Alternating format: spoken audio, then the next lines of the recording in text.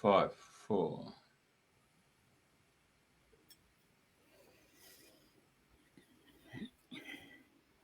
Well, hello, folks. Welcome to Radio FM 88 Australia. And we're broadcasting from the Springwood Studios in Brisbane, Queensland, Australia. And welcome to the streaming side of things, where you can actually now watch it on Facebook or YouTube.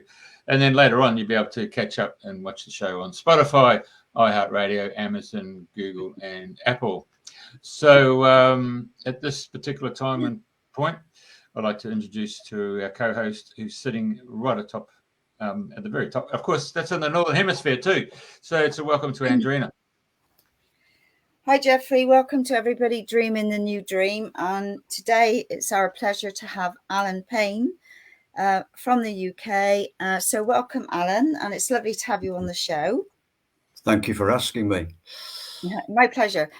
So we'll start at the beginning. I met you through my sister Carol, and you were giving a talk on health and wellness at the PLG, and Carol had written you a poem which she presented to you afterwards, and then you two connected, and Carol thought you would be a great person to have on the show. So anyway, next thing was you and I met up with Carol, and here we are today.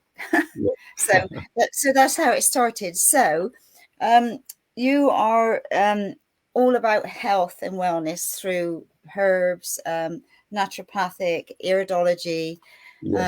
So what got you on this path? And I got lots of different questions from different friends have said, oh, ask about this or that. So would you like to share where you were born and how you started to get on this lovely path of health and wellness naturally?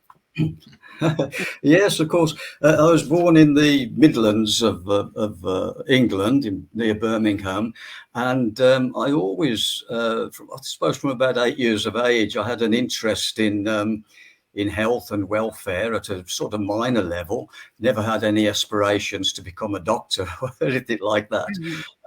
Working class family and pretty happy childhood. But from about 8, 9 years of age, I will remember carrying around with me a tin of, it used to contain a tin of toffees, but I put in it ointments and plasters, what the people in Australia, I think, call Band-Aids, and different concoctions. And if a friend fell over or bruised anything, I'd be there with my little tin of medications. And so I had that sort of minor interest from a very early age. But very briefly, I went into commerce, the furniture industry, and decided by the time I was getting on for 40 years of age that I wanted to change. And change is the only constant, really, isn't it? If you want to move on, you have to make the effort and the changes. So for the next few years, I went self-employed as a furniture agent, and I was able to take time off to study herbal medicine and then iridology, and that took a few years. So I was doing the studying and the working, keeping the mortgage going, all that sort of thing. When I eventually qualified, I qualified at the College of Herbs and Natural Healing, which was in Norfolk. And after 3 or 4 years of being a qualified therapist, they asked me to teach for them, which I did, lectured for them to their students. And it went on from there. I learned iridology, but I realized that the course I'd been on wasn't that good, really. So I went abroad, America, Spain, and learned from some very knowledgeable people, and then wrote my own iridology course, which I've been teaching ever since. Oh, brilliant. I've taught at various colleges and places like where Eden Project in Cornwall, and the different colleges and institutions around the world. Done a lot of work in Singapore, working with Chinese doctors and lecturing to their people. That's where I end up now, doing seeing patients and doing lectures and courses and things like that. Because I know you're very popular in Glastonbury. You know, a few of my friends have already seen you when I shared your photo and what have you. Okay. They've all said lovely man, and you know, well impressed with your knowledge and what have you. Very So I know now more than ever, for me, it's how I can help people to do things naturally, Yes. you know, as and when they can. So where would you like to start? Would you like to start on herbs? I mean, you know, the thing is, there's so many different things out there that do so many different things. And I know, you know, like we were talking earlier about a picture of somebody's eye that I'd sent you. And really, I know that you need that person in front of you to get the maximum benefit. So, you know, it's just like, well, there was something on the eye that was quite sharp. It wasn't a little blob or anything. So I'm thinking, well, all of these things have reasons, you know. I mean, it's like there's just so many natural things, like, you know, reflexology and all of these things which are keys to the body. So where would you start with maybe the herbs? Yeah, let's start. No, I've gone on to the eyes. There's so many things I want to ask you about both. Yeah, so let's start. We'll go back to the eyes. So when somebody comes to you, obviously do you take a picture, or you're looking in with your little microscope and having a close look? How do you work? An iridology consultation lasts about an hour and a quarter. And the first thing I do is take a case history and decide what the patient actually wants to achieve. Sometimes they want to help with headaches or sleep problems or arthritic problems, things like that. And we decide the way forward. Many times today, I get people who just want an assessment to see what more they could do to help their health in the future. You know, people want to grow to a good old age, but they want to be healthy in those years. Yeah. Definitely. So we can help people do that. I think I wouldn't really start with iridology or herbs. I'd start with our ethos. I'd start with the way I and people who are trained in the same way as me, we like to work. That is to encourage people to take charge of their own health. I mean, if they need to see a doctor, absolutely fine. They should always see a doctor if they have a health challenge. That's fine. But there's always things people can do for themselves. And many people today would choose an alternative practitioner rather than a doctor. And they need to have that choice. But the ethos really is to do with simplicity. That is finding the root cause of a problem. And with my training, of course, it's the iridology and the general questioning that will help us with that. The simplicity, after that comes the change. Iridology, for instance, will tell me what a person's constitution is, where their strengths and their potential weaknesses are, and what they should do about those potential weaknesses. For instance, I might see some liver signs. Those liver signs could indicate that the person has migraines, digestive upsets, hormonal imbalances. So we need to use the signs in the eyes to ask the correct questions, and the answers we get will tell us where we are with that person. The signs in the eyes will also tell me which herbs and which protocols would be really useful for people. And then I would, during the consultation, to answer your question more fully, after taking a profile of the person, I will look in the eyes with an illuminated lens. That only takes a few seconds. And then I like to photograph the eyes and show them side by side on the computer and explain the signs to the person. First of all, their constitutional traits. Obviously, we're all here, so the people who came before us, parents, grandparents, etc., they did something right, at least until the time they could reproduce. So people have mainly got strength in their showing in their eyes, but all of us have some deviations from that. All of us have some potential weaknesses. The signs I see in the eyes are not actual illness signs. Iridology is not diagnostic in the way a blood test would be or a liver function test would be, but it's an assessment of the chi energy in those eyes, the life energy in those eyes. And it's very easy to see someone's constitution from an iridology perspective. After that, of course, we will talk in the consultation about the way forward, whether people should have things like bowel cleanses, liver cleanses, kidney cleanses, or simple herbs just to help them to take away pain and inflammation, and what they can do in the next years in order to optimize health. And that's what it's all about. I mean, we all have lots of challenges these days. Back in my youth, I noticed that a lot of people around me, friends and family members, some, they were always ill, and some were always well, and others were dying early. I'd got my father died at 59, and another close relative at 58. And when I looked at the lifestyle of these people, it became obvious that the people who were having more, taking more care of their lifestyles were living much longer. My mother lived well into her 90s, so did one of her sisters, my grandparents, and they had lives which were not perfect. The diets and the lifestyles weren't perfect by any means, but they sort of tipped the balance in their favor, and they lived long and healthily, So then we would come on to the herbal medicine. The body, has this innate way of making us well. We have a cut and it mends. We have an imbalance in the hormones, and the body can, given the right circumstances, readjust it.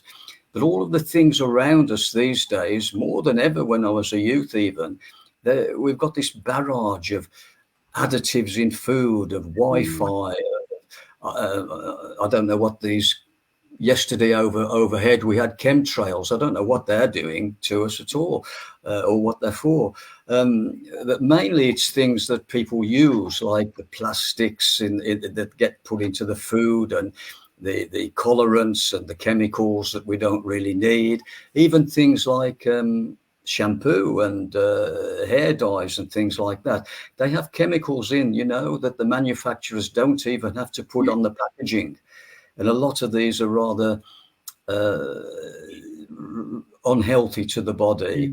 And, I can well remember a circumstance where I asked a lady to stop using the hair dye, and her facial blemishes all went. It can be that simple.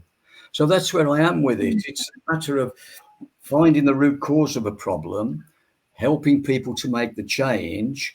And the really big thing is encouraging people, with help of various practitioners, to take responsibility for their own health.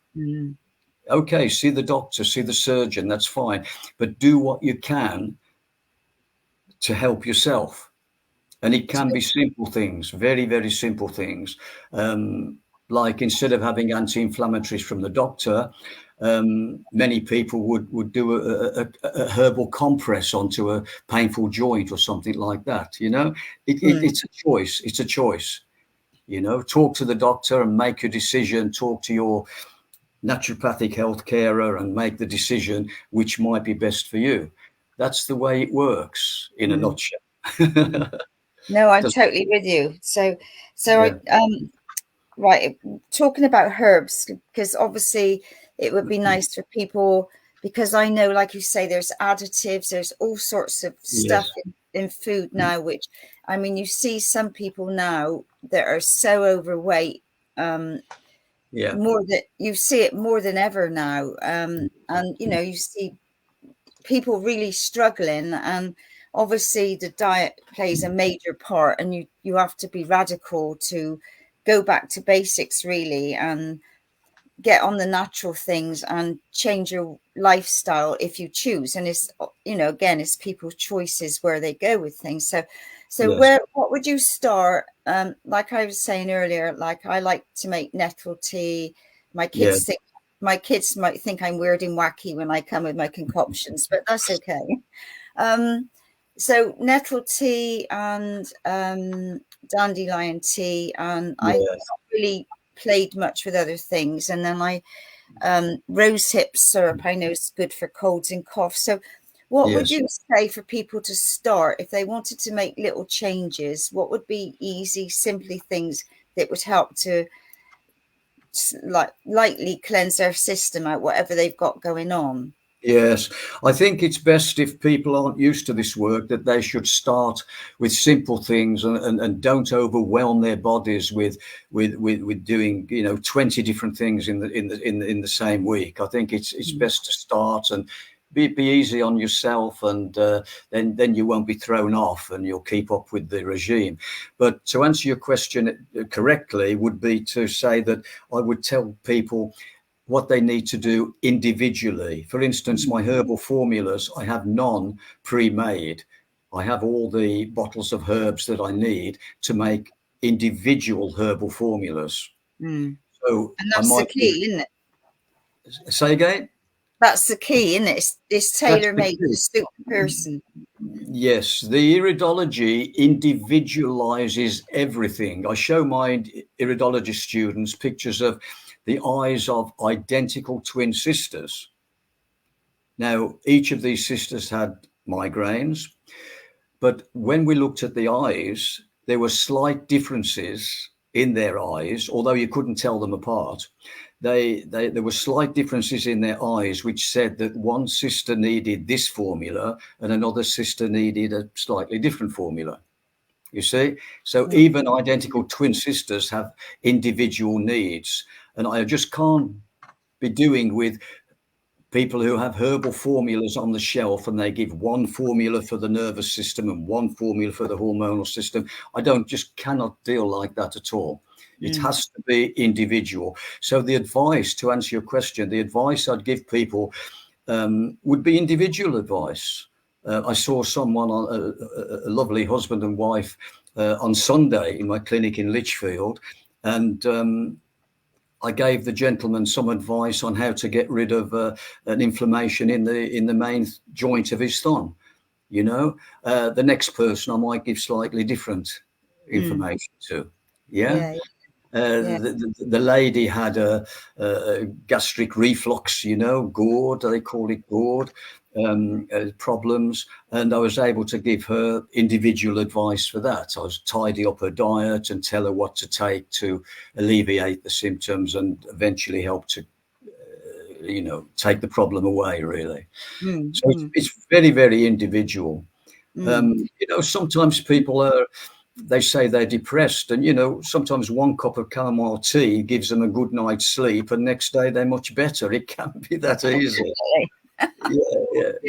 So if I was to say to you, I'm coming to you for a session, and if I was to say, what can I do now to improve my health so that I'm able to be active and fully out and about doing what I'm doing? So would you recommend a consultation about herbs, or would you do the eyes first? What would be your way of working? It's always with the eyes first. Right. Well, first of all, really, is coming to a decision what that person wants to achieve. And of course, therapists are really assessing the person from the first handshake. I look at the face, the facial signs, the body posture, etc. But it would be iridology first. That lays the ground, and then the advice, including herbal medicine, which I can supply or people can buy their own if they have a trusted source. That would be the way to do it. The only thing I ever say to people is, if you're going to get your own herbs, make sure that they're organic or wildcrafted or very good quality. Make sure that they're not too old. Some of the herbs on the shelves in the shops can be years old. And they lose their power, you see, over time. And make sure that the herbs are the right strength. A lot of the herbal liquid herbs on the shop shelves are tinctures, which are fine. Many herbs I use are tinctures, but most of the herbs I use are fluid extracts, which are several times stronger than the than the tinctures you buy over the counter, you know. So I like to make sure that people are getting good quality as possible with their herbal medicine. And then we decide, or I decide, what formula. It might be a single herb in a bottle. It might be as many as 4 or 5 herbs in a bottle. I don't really like to put more than that amount in one bottle.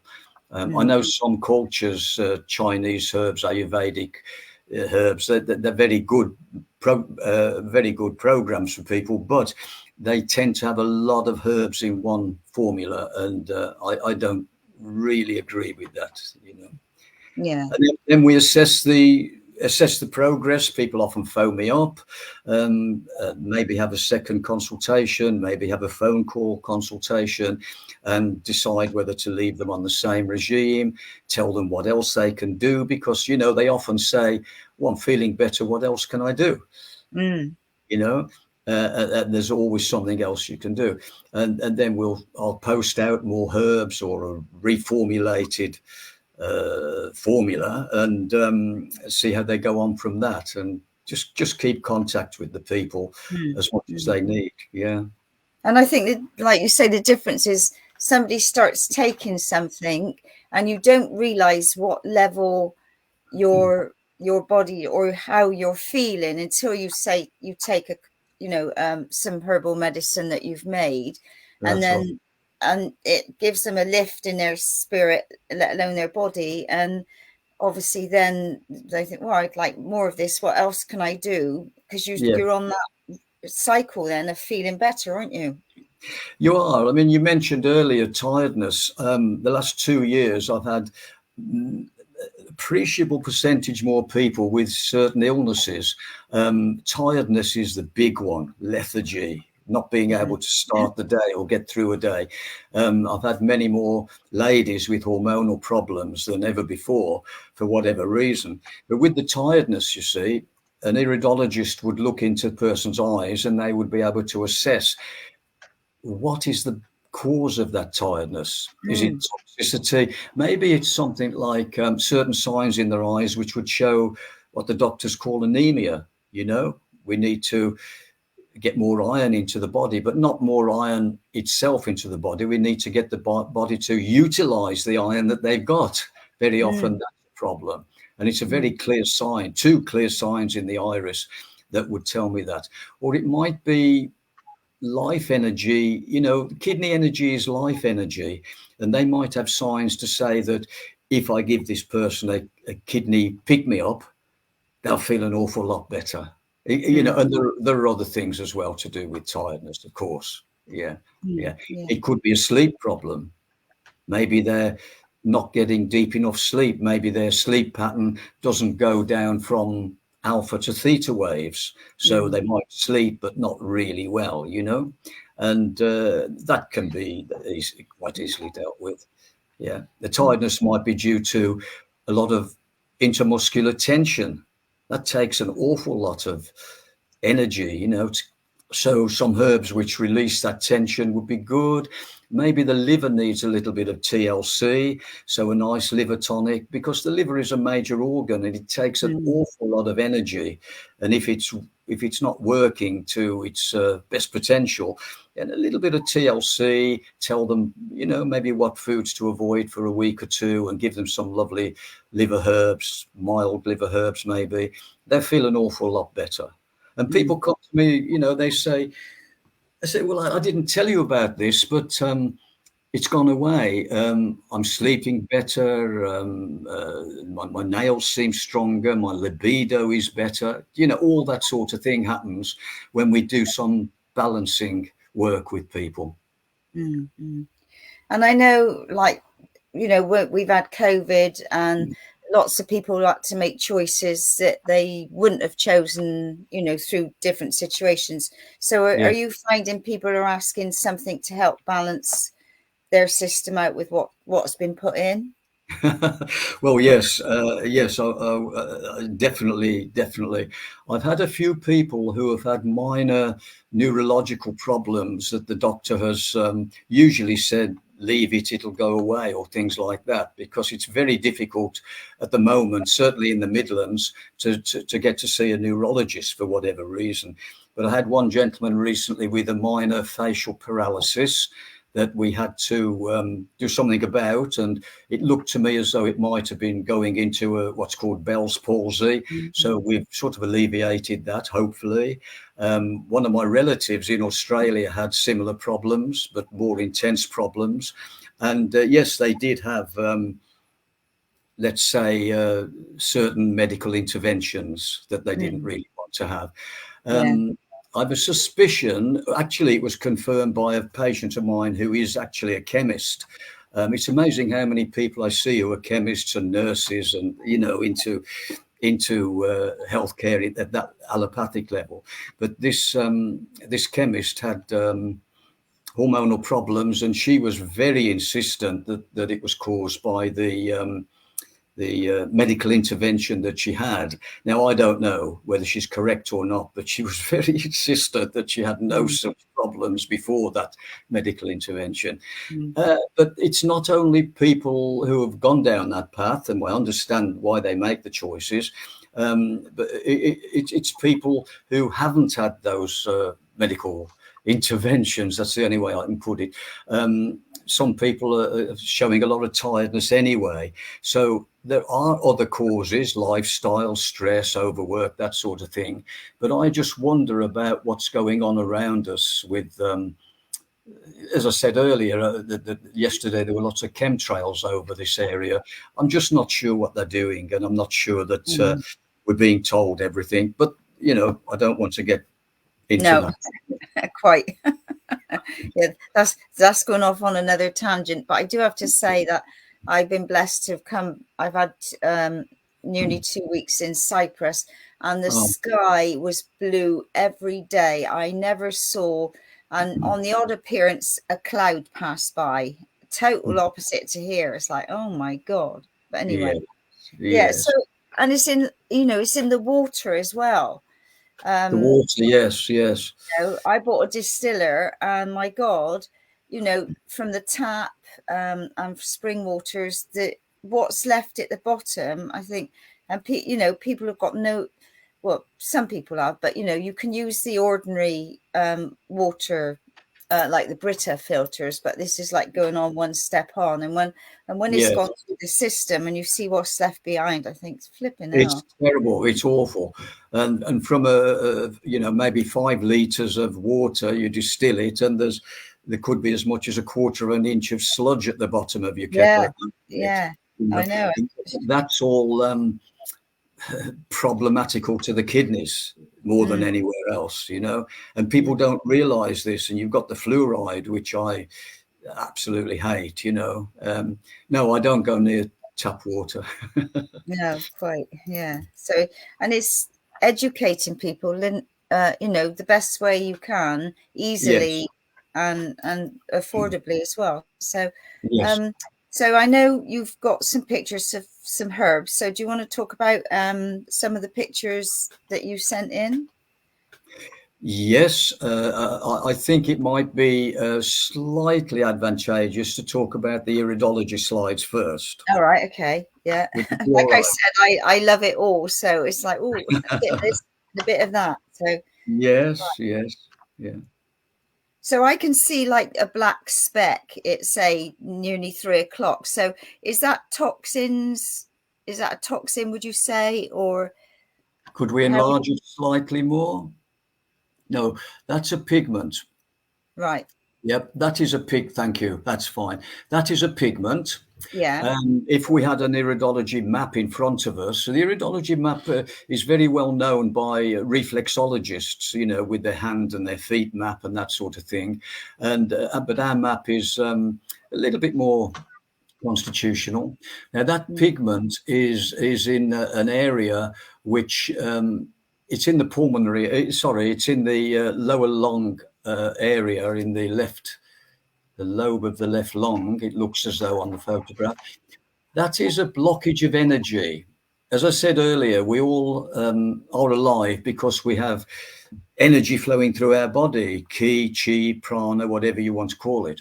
Now, when the energy reaches that pigment, it stutters a little bit. It's like a sticky area. The energy doesn't flow too well. That does not mean that there's a problem with the lungs. It's a potential problem. So people with that that pigment on a physical level, it could mean they maybe a simpler thing as they tend to shallow breathe, but it could also mean a tendency to bronchitis, or you get a cold and it flies to the lung every year. The energy is not there to throw these things off, you see. There are a few other things, but I'm using herbs and iridology both physically and metaphysically. So that's more or less the physical meaning of that herb in a very simplified, of that pigment in a very simplified way. But metaphysically, it's in an area which is what we call the grief area. People who have that pigment very often hang on to old grief and grievances. They also have a tendency not to like people to get too close to them. They hold their cards very close to their chest. So you see, we can help people with metaphysical aspects of iridology as well. Just below that pigment, just to the left of that pigment, can you point to that? Yes, just there. Yes, just there. There's a hole. Very common. I've got a lot of these. That hole is called, thank you, that hole is called a lacuna. The very tiny ones are called crypts. That lacuna, again, is not an indication of any illness, but it's an inherited potential for lack of energy in that area. So the chi energy flows around the body, or it's going well. It reaches that area, it gets a little bit dissipated, a little bit disrupted. So if that person has a lifestyle which disrupts that energy any further, the person could have problems in that area. And it's actually in the heart area. It looks from this angle, it's probably the left ventricle, the left atrium in the heart. That does not mean to say they've got a heart problem, but it's more likely if they have a lifestyle which doesn't support heart energy that they would get a problem. Metaphysically, it's rather a nice sign to have. It's very often it means a courage sign. People go through life with a lot of courage. It's also a sign for empathy for other people and a few other things. If you go further down, there's a hole, this lacuna. Yes, there. Yeah, that is in the area for the solar plexus. Now, just outside the heart area, the solar plexus has a lot of uses, really, mostly to do with the digestive system and metaphysical signs again. Many persons come to me with a diagnosis from the doctor of irritable bowel syndrome, and I see that sign and I treat the solar plexus energy, and the nerve energy to the bowels gets better and the problem goes away. So I would like to see more doctors on my iridology courses, but in the last 30 years, I've only ever had 2 doctors. Yeah. So that's the type of thing that can be assessed, but it's the constitution which is important. Could we maybe, Jeff, put one of the blue-grey eyes up? Can I ask you why the orange? I mean, the other ones are going to come, but why all that browny orange color? What's all that about? Yeah, no problem. Pupil is called an area of, it's all pigmentation, you see. So it's called central because it's in the middle, heterochromia, which means opposite color. That heterochromia gives me a lot of questions to ask. It's a minor blockage on energy in the digestive system. For some reason, people with that sign, especially ladies, are very much more prone to fungal infection, Candida albicans overgrowth and so on in the digestive system. It sort of makes a 5-star hotel for that particular fungus. That's just percentage wise, but it's also a sign metaphysically of implosion of life energy, in that these people again, and this matches the pigment that we saw earlier to some extent, these people are sort of drawn inwards in their ability to go through life. They're quite private people normally, and one or two other things, but those are the main ones. Now here we have that's fine. This is fine. This eye is part of about 50. I've got this type of eye. About 15% of the world population has this type of eye in color, blue-gray. We call those lymphatic eyes. The eye we saw previously is called a mixed eye or biliary eye, and the very dark brown eyes, which don't photograph very well, so you don't have any samples, they're called hematogenic, very difficult to photograph clearly. These lymphatic eyes, blue-gray eyes, constitutionally the person has a tendency towards problems with their lymph system, as the name implies.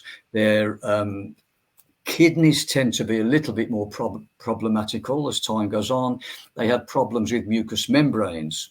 Now, we can all see those little clouds around the edge of the eye.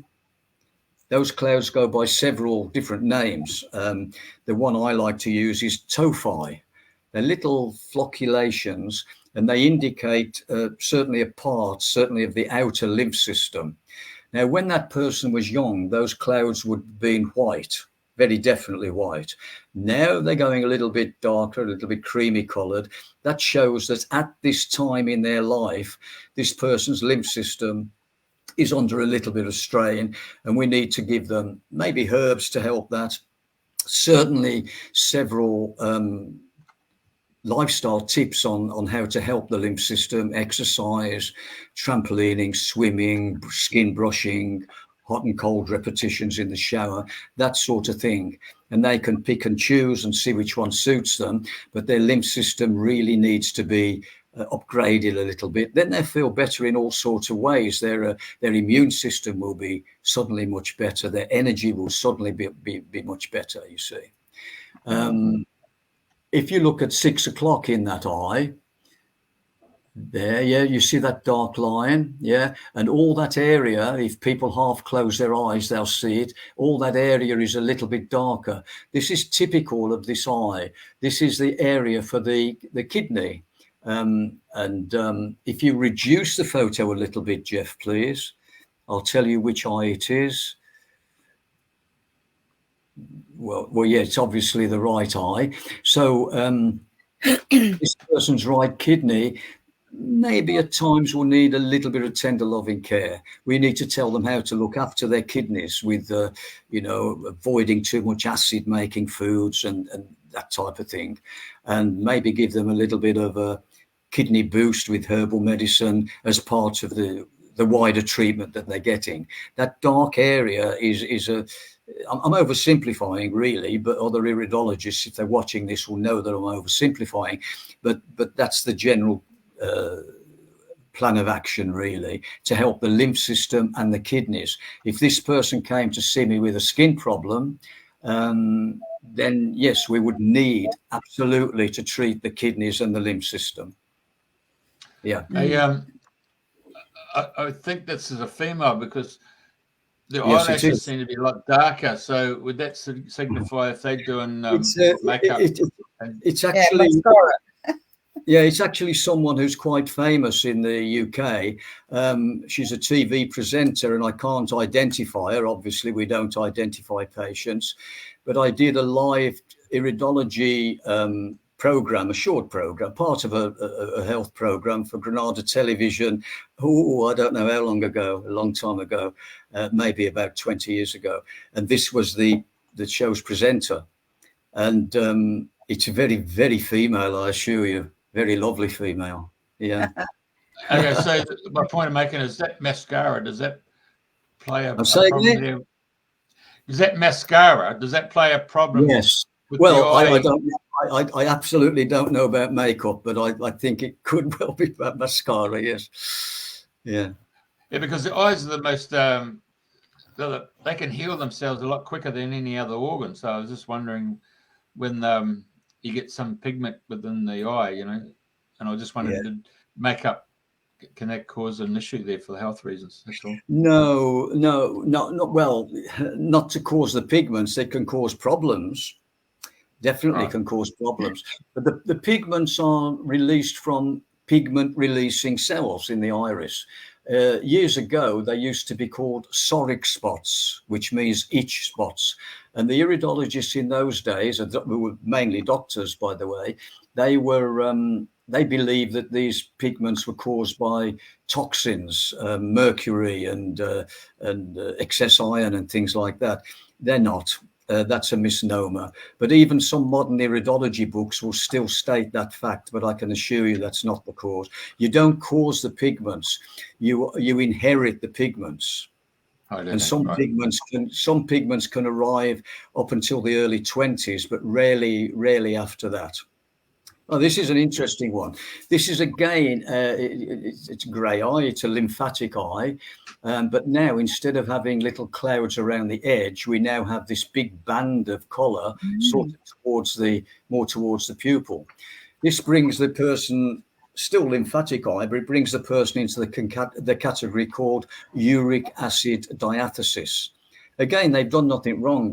It's a family thing. It's a big thing in my family, for both my mother's side of the family and my father's. And it indicates that this person is not great with acidic food or stress. Stress makes acid in the body. This person will retain acid wastes, and that leads to mainly two things: tendency to joint inflammation and acid crystals in the joints, which would be like gout or arthritic, rheumatic type problems. And the other thing is acid reflux, digestive system acidity, big things with this type of person. And many people come to me with this sign because it's a very Western sign, Scandinavian type eyes, Germanic type eyes. We go for this colour mainly.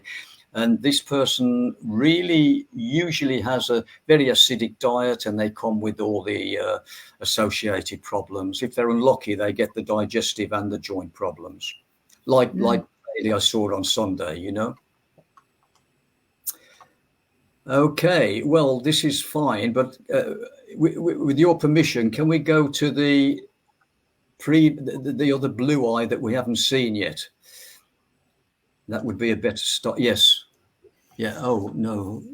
Oh, yes, this one will do fine.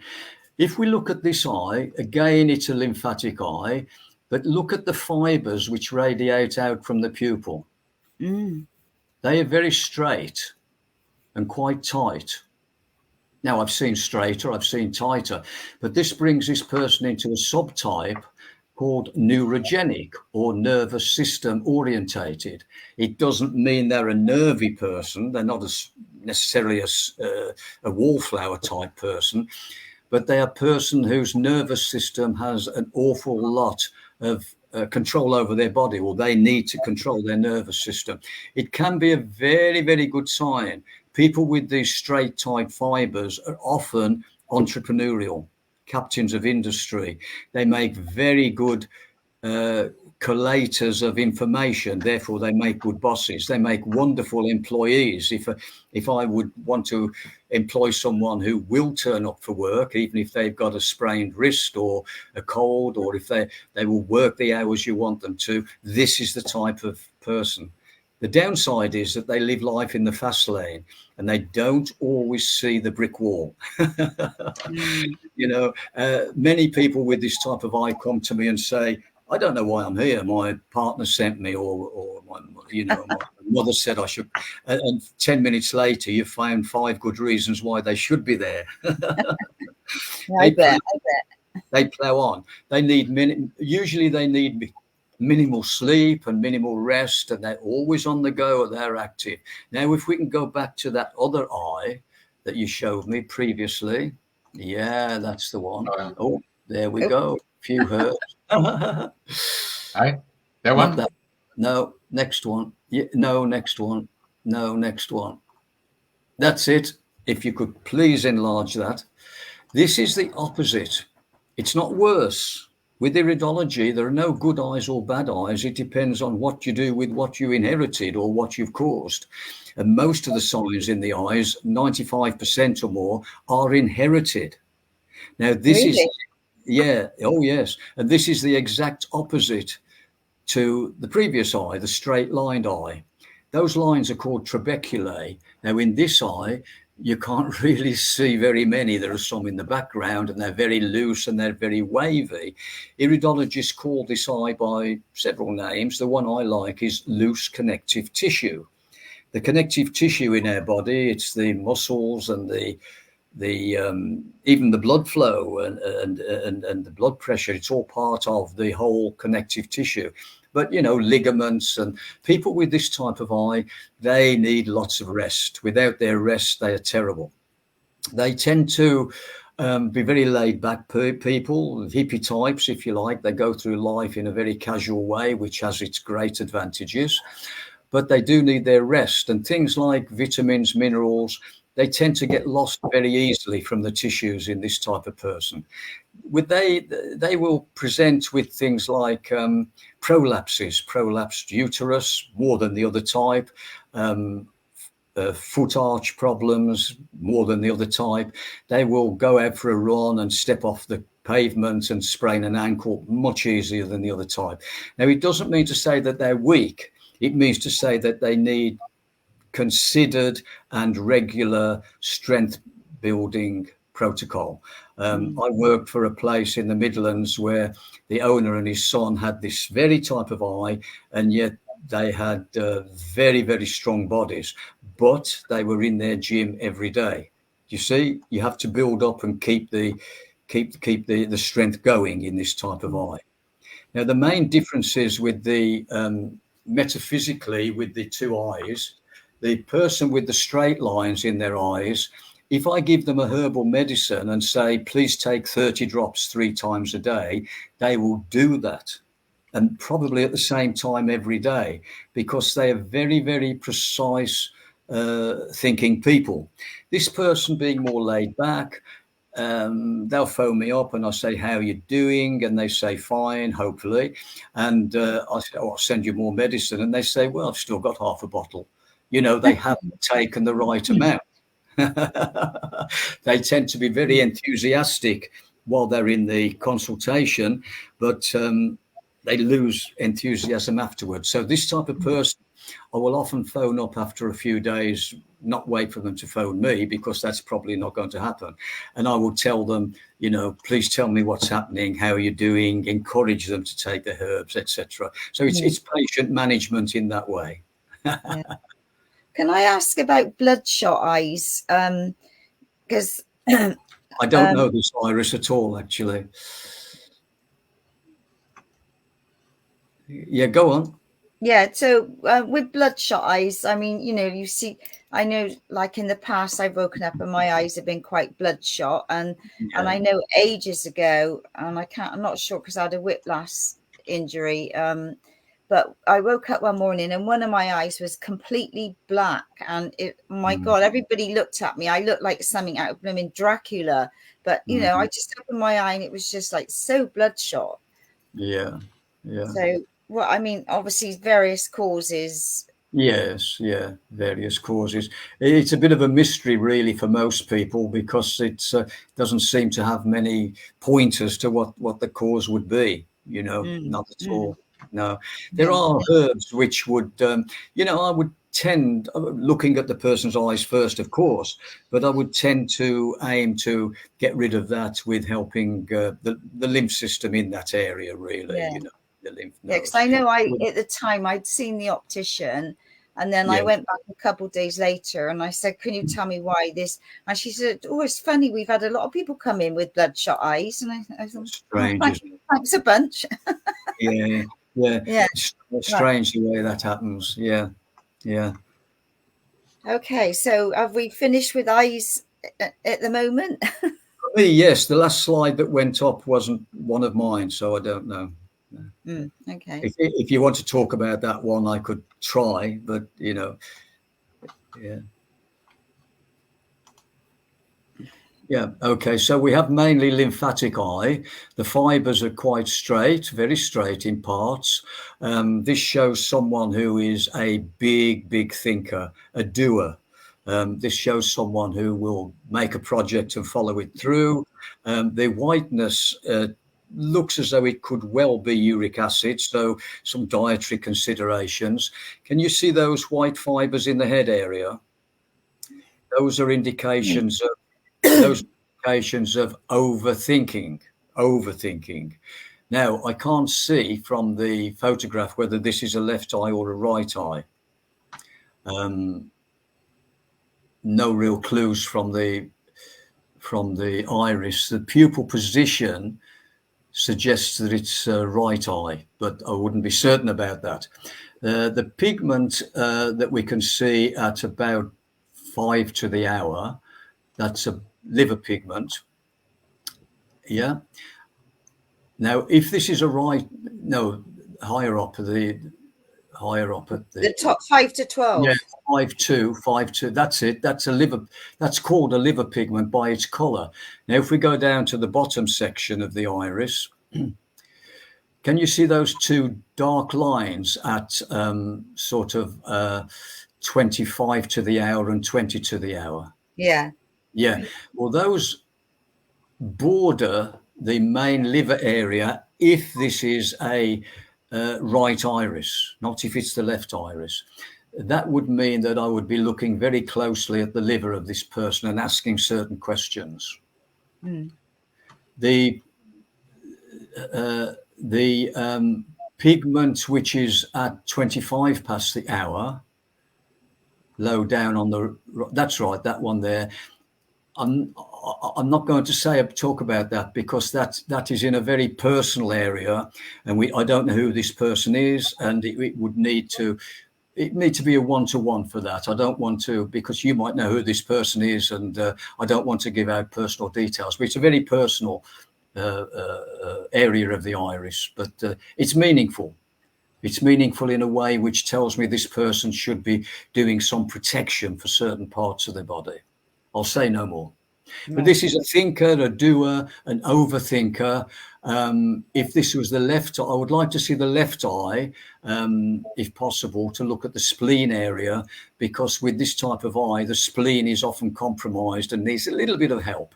I think that's about all I can say for this one. Very strong, very strong fibers in most areas, good resistance to illness, good recovery powers. Nice one. All in all, quite a good, quite a good format. Yeah. Okay, herbs. Right. So Andrew's put his own eyes change colour. Any information about that, please? Yes. The colour changes are normally because of pupil size. That pigmentation, the blue or the any brown pigments, brown areas in the eye, they've got nowhere to go. If the pupil gets big, those areas get squashed. So the blue gets bluer. Light brown pigment tends to squash up and look browner. Pigmentation around the pupil, like the one we saw earlier, the central heterochromia, that gets squashed and the pupil sort of changes colour. That's normally all it is. So if the person were to be in a dull light, the eyes will tend to look darker. Sometimes, of course, partly because the pupil will look a bit bigger anyway. And if the person then looks outside the window at the daylight or switches a light on, the pupil reaction will be to go smaller, and the pupil being smaller will make the iris generally look lighter. That's normally the only way to look at that. Perfectly normal. Perfectly normal. Interesting, eh? Right. You got some herb pictures, I believe. Yes, yeah, we have. Should we touch on herbs? Oh, that's the lovely cleavers. My friend Felicity, I work with in Glastonbury, we went to walk around the base of the Tor and found cleavers growing, proliferating. It's been wonderful this summer. And we gathered some and soaked it overnight and drank cleavers water with our breakfast next morning. Very invigorating. Yeah. That little herb is a wonderful herb for, and again, this isn't personal advice, but for most people's lymph system, for those blue-grey eyes, do very well with cleavers. It's a mild herb, very, very few contraindications, and wonderful just to push the lymph system along a little bit, just to encourage it, not to force it. If someone needs lymph system help because they've got flu or something, we need something a bit stronger than cleavers.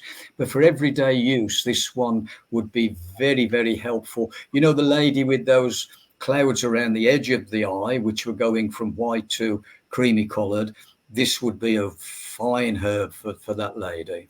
Fine herb. It's very, very mild herb, very, very useful every day. You can use it long term, and you can buy it, of course, but you can collect it.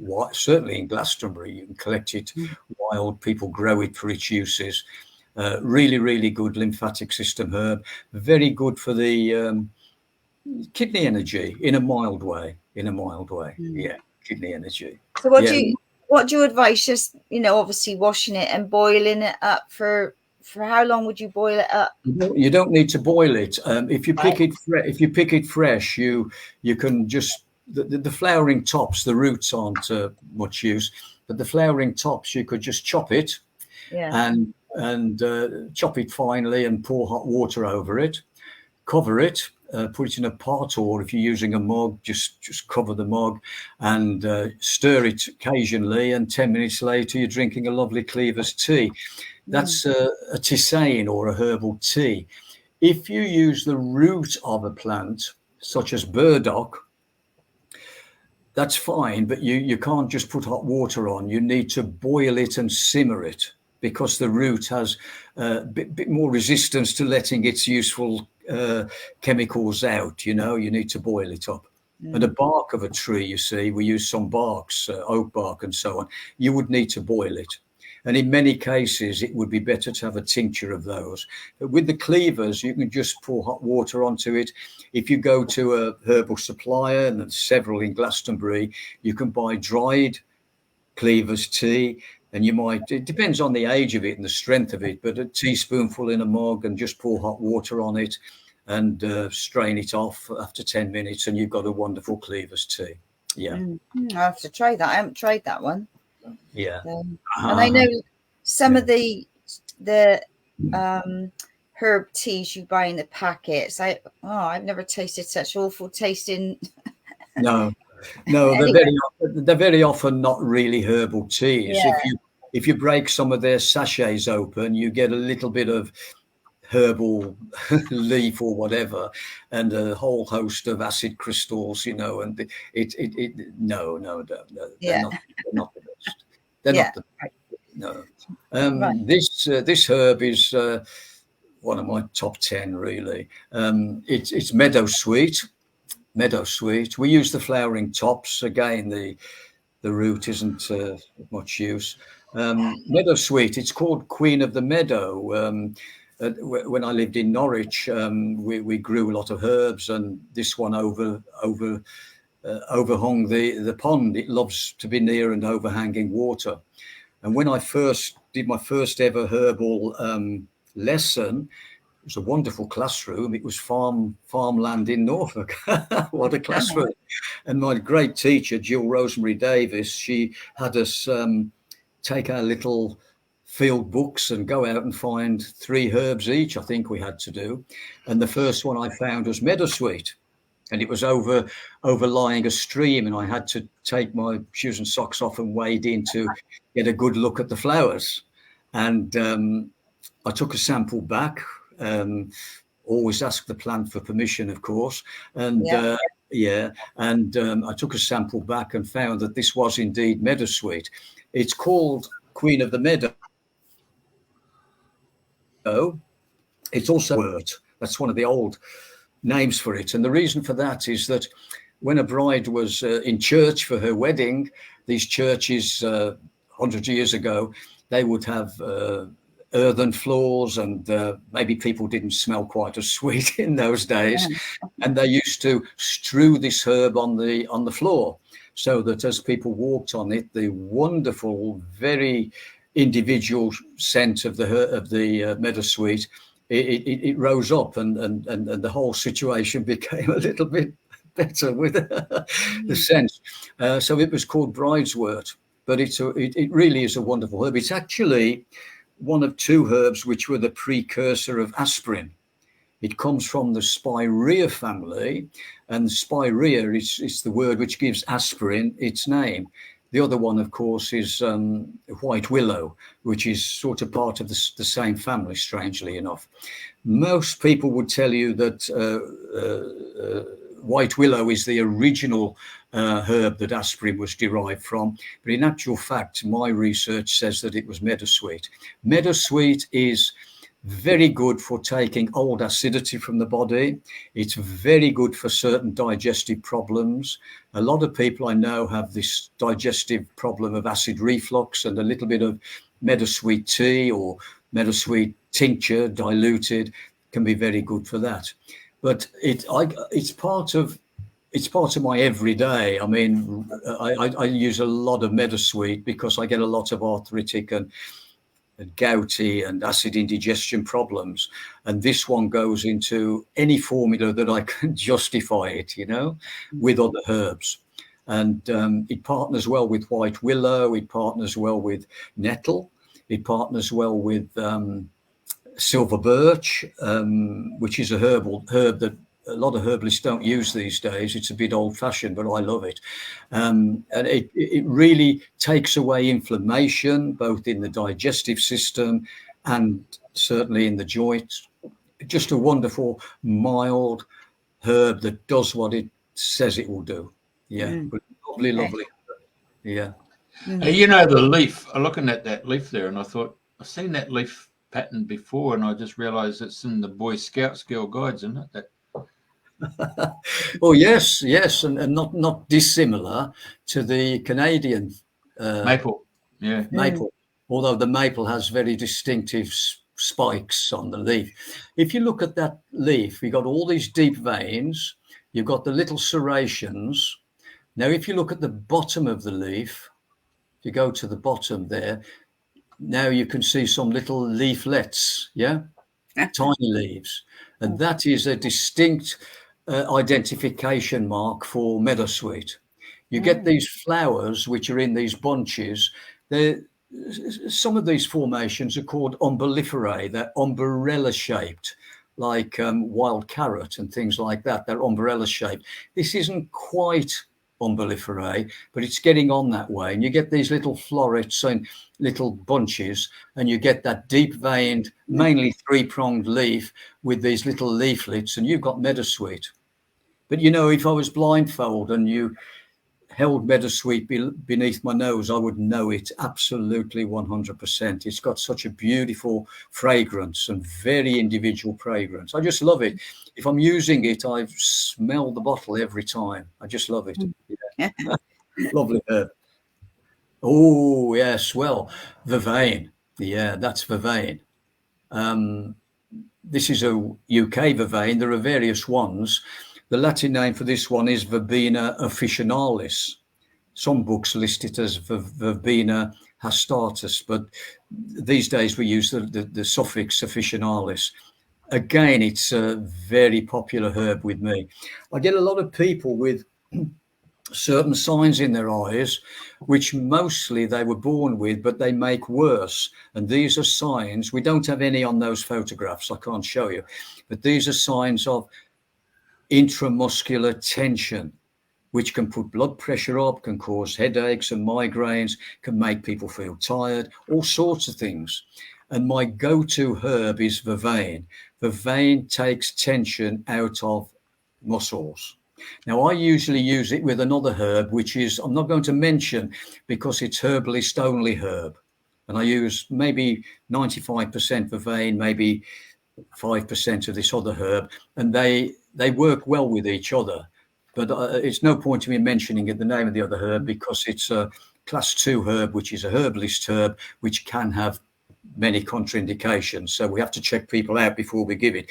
But the vervain is quite a easy to use herb. You can't use it during pregnancy because it's a uterine stimulant, but it actually helps ladies, well, men as well if they need to, but ladies to uptake. It's not estrogenic, but it helps people to uptake estrogen more easily. So I use it in some formulas for hormonal balancing, but also it's this taking the tension out of the body that matters.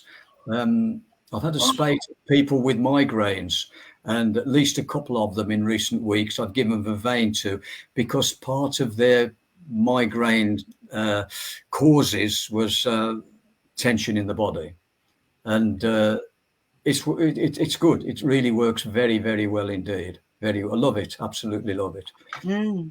I visited a friend of mine, a herbalist, lovely herbalist, an iridologist, Tom Williams, in near Cardiff. I visited him, and the vervain was growing in his driveway, and he said, "Oh, I drive over it; it keeps coming back." Very, very stalwart herb. Yeah. So that's this one is nettle. A little visitor there with the ladybird. Nettle, you mentioned earlier, Andrena. Yeah. No, I love nettle tea. Well, most people in my trade consider nettle as the prime, or at least close to being the best nutritional herb. It contains an awful lot of vitamins, minerals, and trace elements. I like it for certain situations because it contains a little bit of silica, which helps strengthen the body in various ways, which I won't go into at the moment. But silica is a good product, product to take into the body with certain problems, often to do with the kidney and urinary system. Nettle is what used to be called a blood cleanser. That's a misnomer. In a way, it does help blood quality. It helps the blood to get rid of toxins, and it's a herb which is wide a range of uses. Metaphysically, it's great. If people are having problems in surviving a situation, it helps them. Nettle is a survivor. It puts its roots down on barren ground many feet into the soil and finds what it needs in terms of moisture and nutrients. It's a survivor. It will grow virtually anywhere. And metaphysically, it will help people to survive a situation.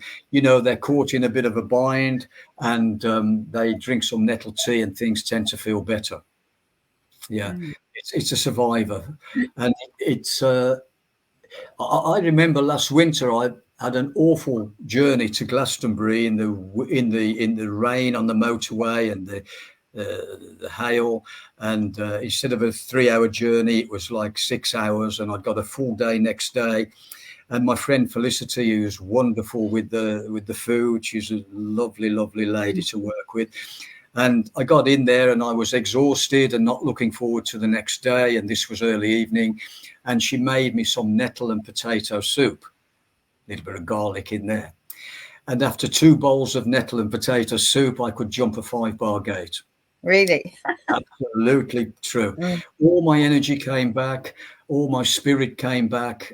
The motorway was forgotten. I was ready for a good night's sleep and a day of patience next day. We'll have to have the recipe for that then, I reckon. It's wonderful herb. Yeah. Right. Andrew's saying he's growing elderberry trees, and how would you use the flowers and berries for general benefits? Well, I used to. I haven't lately, but friends I have done. We take the flowers in the spring, put them into vegetable glycerine in a jar, keep them. Take the berries in the autumn or whenever it's flowering, whichever country you're in, and wash them and clean them and put them in with the flowers, and then maybe put a little bit of alcohol in, maybe brandy, a little bit of brandy in, and then a few weeks later you've got a wonderful extract of elderberry flower and berry for colds and flus and sore throats and that type of thing. Now, I've got elderflower tincture here, and I use it a lot for sinus congestion. I actually use it with another herb, which sadly we haven't got pictures of, called goldenrod. Now, goldenrod and elderberry, well, the flower of the elder, they work together very well in various proportions for sinus congestion and sinus problems generally. If there's a sinus infection, I'll use that combination, but I'll put something like maybe echinacea in or baptisia, something to help take away the infection. So that's the way I mainly use these herbs. So you mentioned you had top 10 of herbs. So what would be your maybe top 3? Oh, that's really difficult. I mean, the top one is always the one that's working at the time, you know. All right. Well, fair enough. You know, there are so many categories and so many uses that I suppose if there were 3 that I wouldn't want to be without, they would be herbs which would help with maybe emergencies and sort of one size fits all, like for the immune system, echinacea. That would be really, really good.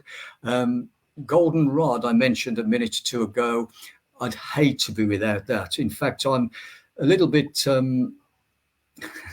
worried about that herb, running out of it. At any one time, I've got 3 litres of that herb in my dispensary. If I get below 3 litres, I get a bit panicky. That and vervain, I think the vervain would be number 3, just off the top of my head. Right. And those are herbs which I keep a lot of in case supplies go short. Yeah. But, you know, I've got like 60 top 10 herbs, you know. It's I bet.